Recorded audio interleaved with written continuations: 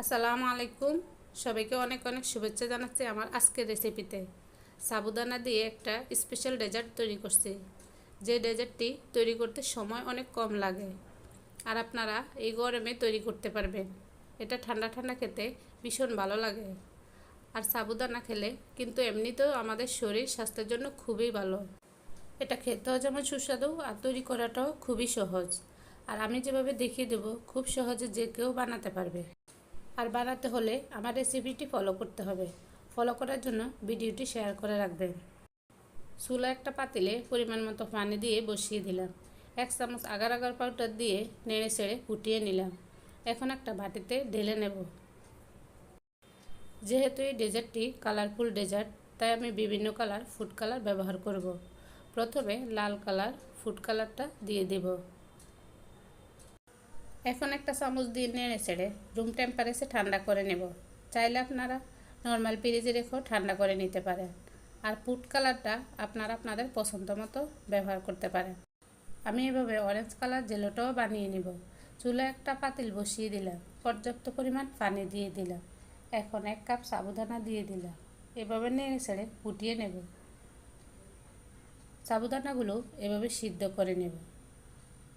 সিদ্ধ হয়ে গেলে এখন একটা চাকনিতে সেঁকে নেব। ঠান্ডা পানি দিয়ে এভাবে ধুয়ে নেব। এখন একটা বাটিতে 1 কাপ পরিমাণ পানি নিয়ে কিছু বরফ কুচির সাথে সাবুদানাগুলো ঢেলে দিলাম। বরফ কুচির সাথে সাবুদানা রাখলে মুক্তার মতো ঝরঝর হবে। এভাবে আপনারা 1 সপ্তাহ নর্মাল ফ্রিজে রেখেও ব্যবহার করতে পারেন। চুলা একটা পাতিল বসিয়ে দিয়ে পরিমাণ মতো পানি দিয়ে দিলাম। এখন কোকো কোলা নুডলস সিদ্ধ করে নেব। সিদ্ধ হয়ে গেলে একটা চাকনিতে ঢেলে ঠান্ডা পানি দিয়ে ধুয়ে পানি ঝরিয়ে নেব। চুলা একটা পাতিলে হাফ কেজি দুধ বসিয়ে দিলাম। 1/4 কাপ গুঁড়া দুধ দিয়ে দিলাম। এখন নেড়ে ছেড়ে মিশিয়ে নেব। দুধের ঘনত্বটা বাড়াতে চাইলে গুঁড়া দুধ দিবেন। এখন 1 চামচ কাস্টার্ড পাউডার মিশিয়ে নেব।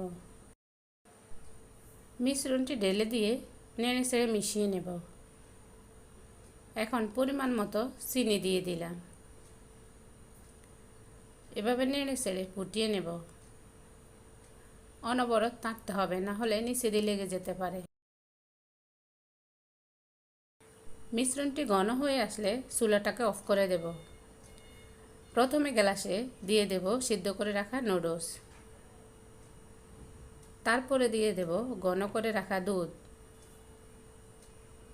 তারপরে সাবুদানা, তারপর জেলো। এটা কিন্তু কালারফুল ডেজার্ট, দেখতেই পাচ্ছেন জেলোগুলো দেওয়ায় খুবই সুন্দর লাগছে আর আকর্ষণীয় লাগছে।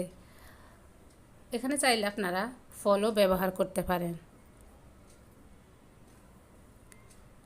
এখন নেড়ে ছেড়ে মিশিয়ে নিয়ে আইসক্রিম অথবা বরফ কুচি দিয়েও খেতে পারেন।